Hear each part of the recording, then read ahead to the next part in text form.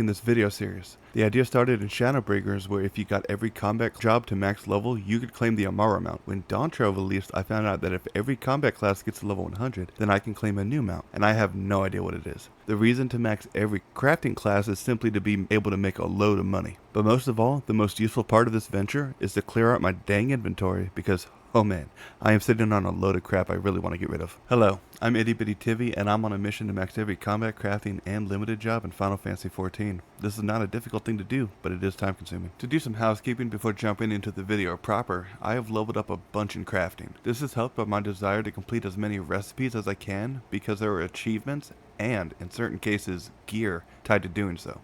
The end results for the week are as shown. With the exception of Carpenter, every other class is at least level 60, so good progress has been made. The problem I ran into this week was that I crafted every recipe up until the level 54 gear, and I've still got a lot of combat jobs beneath that level. So I decided to focus on getting those numbers up by running fates. And to kill 2 birds with 1 stone, I'm also farming 13 of each luminous crystal so that I can get to work on the Heavensward relics at a later date. Now I could sit here and narrate a play-by-play of what happened on stream at twitch.tv/IttyBittyTivy, but I thought it'd be really boring. So I have elected to just say the little snippets of Fate lore and what you can expect to fight. Let's begin in the Dravanian Forelands. If you find and speak with the Tailfeather Hunter, he will whine about not having chocobo feathers for his arrows. You will then need to collect them either off the ground or off the nearby Bandersnatches, and about 16 will make him happy. Migas is a large Nanka who was away from home looking for food. When she got back, she found that half her babies were eaten by the local Vath population. Now, she's super duper mad, and we should probably take her down before she rampages on our sworn allies. Yowie is a T-Rex looking scalekin and has been causing problems for the local chocobos in the Forelands. This causes problems for the local hunters, and so we have to end Yowie to keep the ecosystem in check. But Yowie isn't the only problem for local chocobos. A band of banished chocobo hunters and their wolves have appeared, and you are tasked with putting a permanent end to this problem. They should have just followed the eco rules. A group of crazed heretics have somehow figured out a way to corrupt their blood so that they turn into Avises, head on to the end of their pilgrimage line at Mari's Oath, and thin their numbers to 0. Now, if you can find the cult before they start their pilgrimage, you can find them and their leader,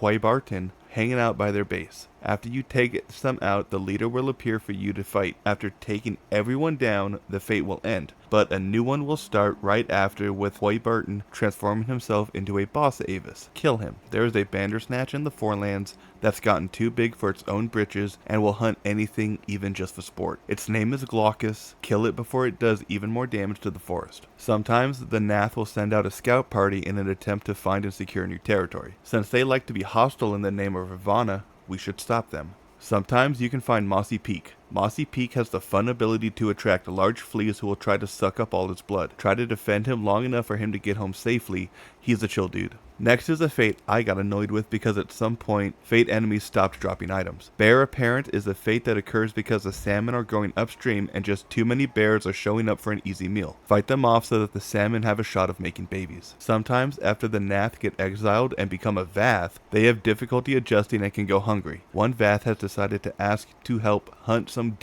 goat things for food. The Vath hate 3 things. 2 of those things being called Miacids, which are like werewolves and bears combined. Kill the bunch for the Vath. Now that I had the 13 crystals I need for the relic weapons, I decided to take the remainder of my combat jobs that need levels to the Sea of Clouds, so that I can keep farming there. Unfortunately, the area for level 53 and lower jobs to work in is pretty small, so there's not many fates, and because I forgot the order that we originally visited these areas, the fates that I will be doing will be level 50, meaning I'm missing out on a bit of experience. Be smarter than me if you're going for max level. By talking to a Rose Knight, you will be hired to help stave off a Gala cat attack. The Rose Knights got a shipment of cat drugs and are now regretting their choices, since the creatures can smell that stuff a mile away. A group of Gastronists have begun making their nests in the Sea of Clouds.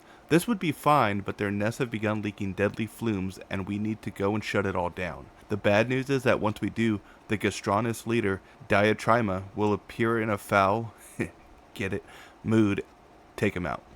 Further out, we can find a bunch of Gastronus and Paesa fighting over food. This makes it easier to pick them all off to help lessen the food burden. The Gundu appear to be in the beginning stages of an attack on local settlements. We show up to dissuade them from committing. Human-sized leeches have begun to appear in large numbers near a well-used island. These suckers can quickly become deadly and we are tasked to clean them out. Apo Tamkin has been leading a gang of Paesa and throwing much needed supplies and crates off the sky islands to the ground below, and people are sick of it. Make him stop. A group of Anzus have been spotted with their eggs in the sky islands. If they get too full grown, they could become a real problem.